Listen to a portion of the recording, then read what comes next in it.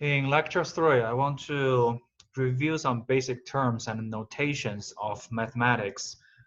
And I think for most of you, most of the content of this lecture is familiar, okay?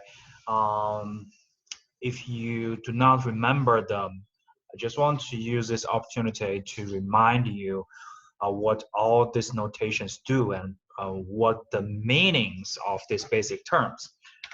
Okay, firstly, order of operation, because there will be a lot of calculation in this class.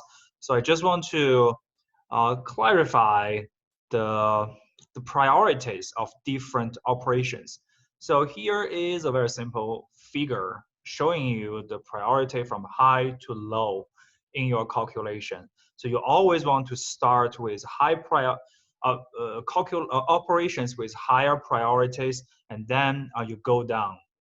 Okay, so the highest priority belongs to factorials, and then powers and roots, and then multiplication and division, and the lowest priority goes to addition and subtraction. Okay, very fundamental mathematical knowledge. And then within the same order, you always want to calculate from left to right. And parenthesis is another thing I want to mention here, because it changes the order of operation.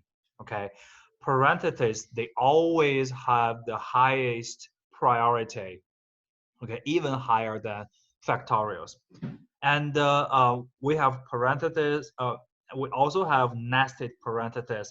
And if there are multiple parentheses in your calculation, you always want to start from the very inside of your formula, and gradually you go outside. So you always want to start it with the most nested parentheses, and then the outer one, and the other outer one, until all parentheses um, are used. Then you can consider other operations. So parentheses has the highest priority.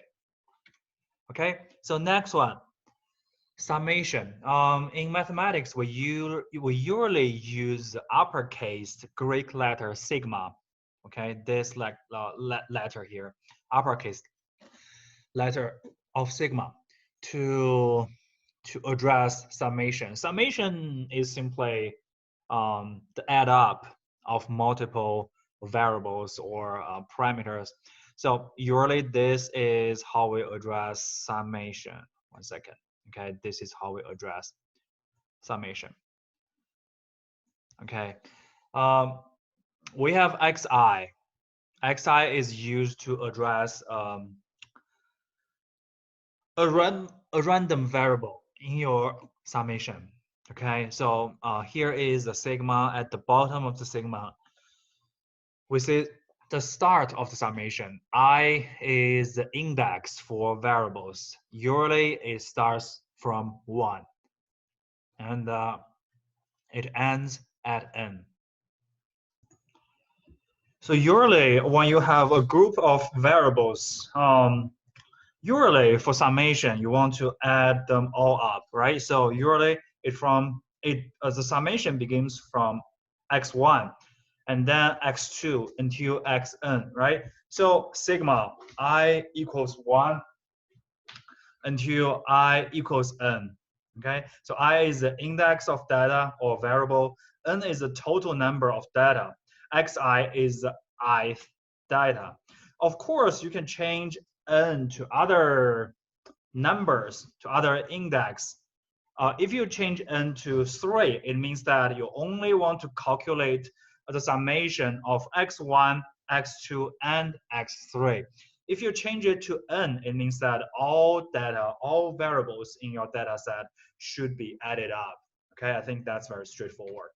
And then we have other simplifications, okay, for the same thing. So this is the original summation, right? We have xi, we have I equals 1, I equals n. We can simplify that to this form. Not a lot of simplification, but at the top of the sigma, we only write down n, which is the end of summation. Or we can simplify more like this. Since there is no n, there is no end of the summation, it means that all members of your data set should be added up. Okay, and you can even do this, right? It's the most simplified summation. So only xi is here, then a sigma.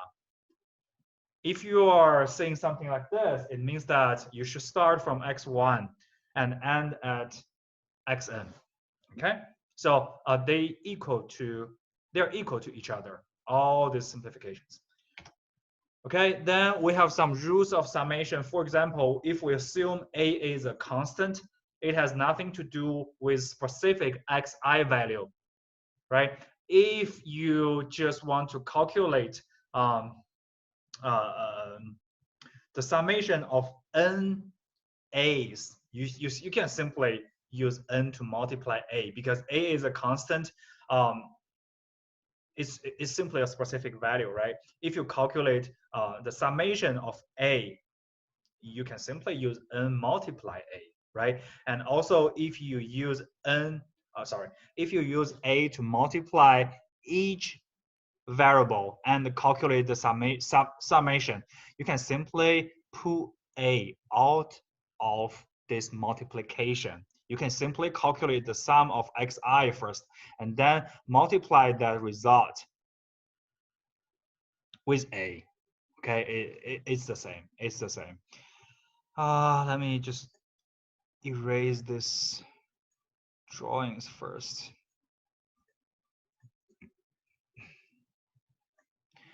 And this is another rule. So if you have two data sets, xi and yi, you want to calculate the summation of both data sets. Of course, you can just add up each xi and yi and calculate the summation, or you can simply calculate the summation of data set 1 and summation of data set 2, and then add up these two summations. Okay. Similarly, if you have xi, yi, you can just you want to calculate the summation of the multiplication of xi and yi. This is what you actually do. X1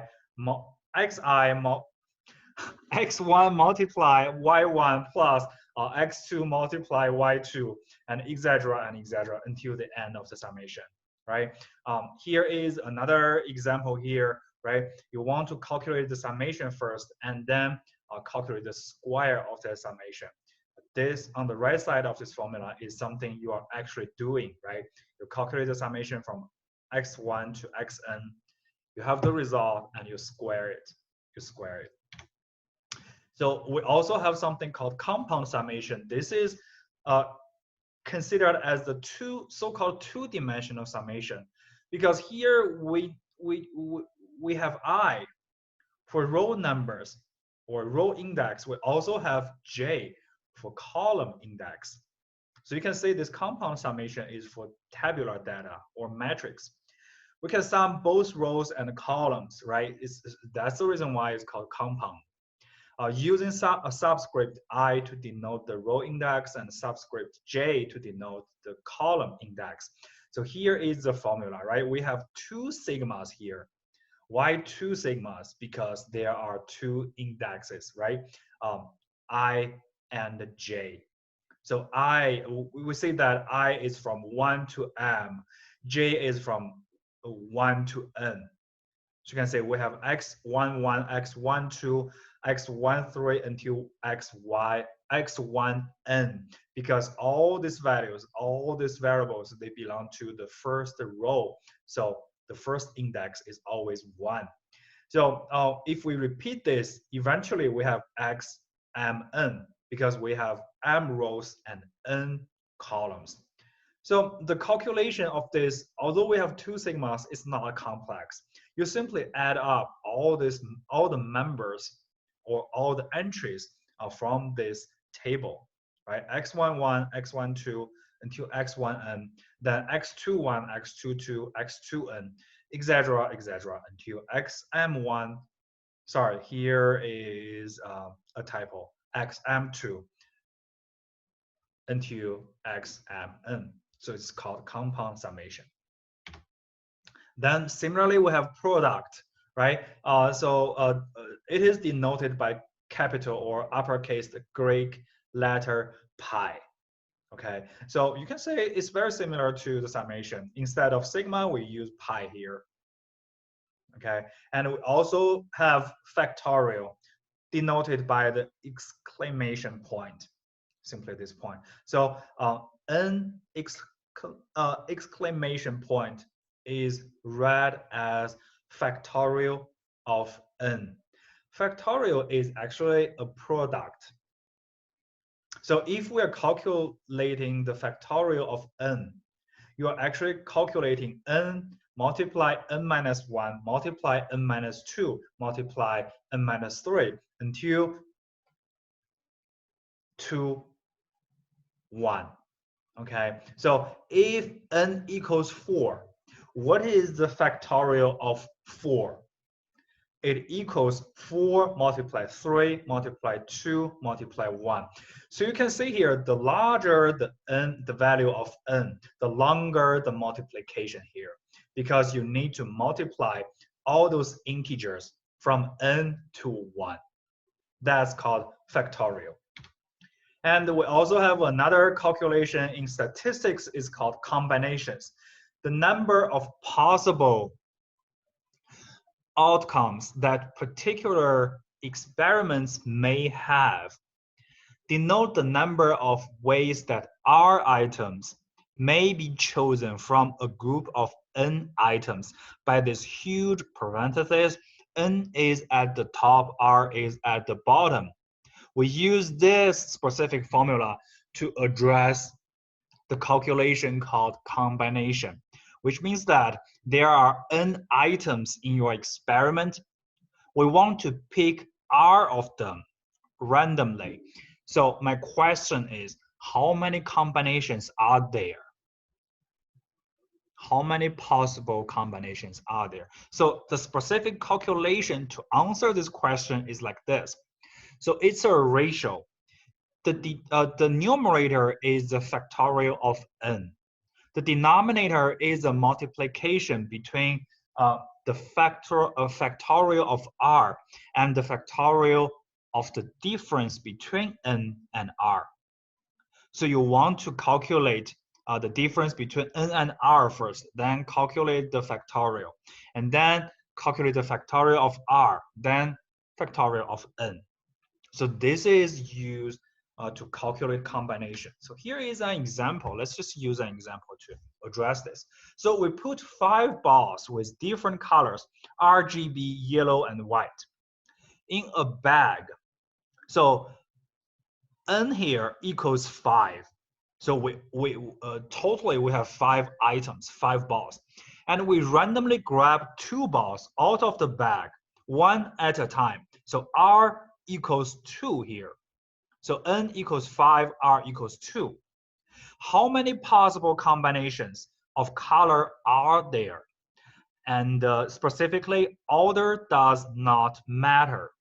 This is a feature of combination. What does it mean?